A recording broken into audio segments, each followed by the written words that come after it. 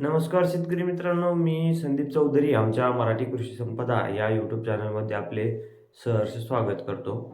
शेतकरी मित्रांनो, आजच्या या व्हिडिओमध्ये आपण मागेल त्याला सौर कृषी पंप योजनेमध्ये ज्या काही नवीन कंपन्या ॲड झालेल्या होत्या, या काही कंपन्यांमध्ये एक जी काही कंपनी होती साई बाबूजी प्रोजेक्ट, या कंपनीबद्दल थोडक्यात माहिती पाहणार आहोत. त्यामुळे संपूर्ण माहिती पाहण्यासाठी व्हिडिओ न स्किप करता शेवटपर्यंत नक्की पहा. शेवटी व्हिडिओ आवडल्यास व्हिडिओला लाईक करा व अशाच नवनवीन माहितीसाठी चॅनलला सबस्क्राईब करायला विसरू नका.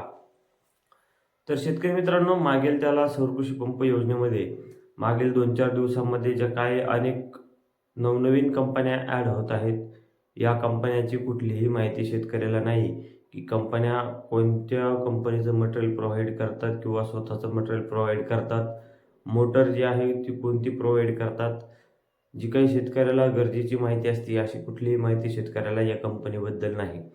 अशा अनेक कंपन्या आहेत त्या नवीन या लिस्टमध्ये ॲड झालेल्या आहेत. पहिल्या टप्प्यामध्ये ज्या काही सुरुवातीला कंपन्या आलेल्या होत्या त्या कंपन्या देखील ॲड झाल्या, परंतु पहिल्या टप्प्यातल्या बऱ्याच साऱ्या कंपनीबद्दल आता शेतकऱ्याला चांगल्या प्रकारची माहिती मिळालेली आहे. परंतु आता ह्या ज्या काही नवनवीन कंपन्या ॲड होत आहेत, या कंपन्याबद्दल शेतकऱ्याला माहिती नसल्यामुळे शेतकरी संभ्रमात आहे. शेतकऱ्याला कंपनीची निवड करताना थोडी भीती वाटत आहे, कारण कंपनी नवीन असल्यामुळे याची निवड करावी की नाही करावी यामुळे शेतकऱ्यामध्ये संभ्रम निर्माण होत आहे. आता ज्या शेतकऱ्यांनी मागील काही दिवसांमध्ये साई बाबूजी प्रोजेक्ट या नावाची जी काही कंपनी आहे याची सिलेक्शन केलेली आहे, निवड केलेली आहे, अशा शेतकऱ्यांचे मेसेज येत आहेत, कमेंट येत आहेत की या कंपनीबद्दल आम्हाला माहिती सांगा की हे कंपनी कोणत्या कंपनीचे कंट्रोलर असेल, मोटर असेल, कोणत्या कंपनीची देते, याच्याबद्दल थोडक्यात आपण माहिती पाहू. तर शेतकरी मित्रांनो, जे काय आता या 4-5 दिवसामध्ये कंपन्या लिस्टमध्ये ॲड झाल्या त्यात ही साई बाबूजी प्रोजेक्ट नावाची कंपनी देखील ॲड झालेली होती. बऱ्याच चांगल्या प्रमाणामध्ये या कंपनीची निवड देखील शेतकऱ्याकडून करण्यात आलेली आहे. आता जी काय आपण माहिती गोळा केली ही थोडक्यात माहिती आहे, परंतु उपयुक्त अशी माहिती आहे. तर शेतकरी मित्रांनो, जी काही साई बाबूजी प्रोजेक्ट ही कंपनी आहे, ही आपल्या पंपाला जे काही मोटर आहे, जो काही मोटर आहे, ही मोटर इकोझन कंपनीची आपल्याला प्रोव्हाइड करणार आहे. त्यानंतर जे काय आहे बाकीचं मटेरियल म्हणजेच कंट्रोलर असेल हे देखील आपल्याला इकोझनचं प्रोव्हाइड करणार आहे. त्यामुळे आपल्याला आपण माहिती घेतल्यानंतर आपल्याला माहिती मिळाली की साई बाबूजी प्रोजेक्ट ही इकोझनचं मटेरियल शेतकऱ्याला प्रोव्हाइड करणार आहे.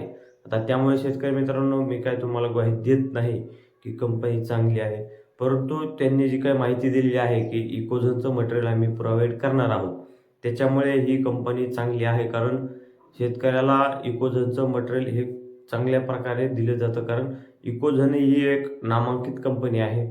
इकोझनचं मटेरियल हे चांगल्या क्वालिटीचं मटेरियल येतं. कंट्रोलर देखील मोबाईल ऑपरेटेड सिस्टमवरती चालतं.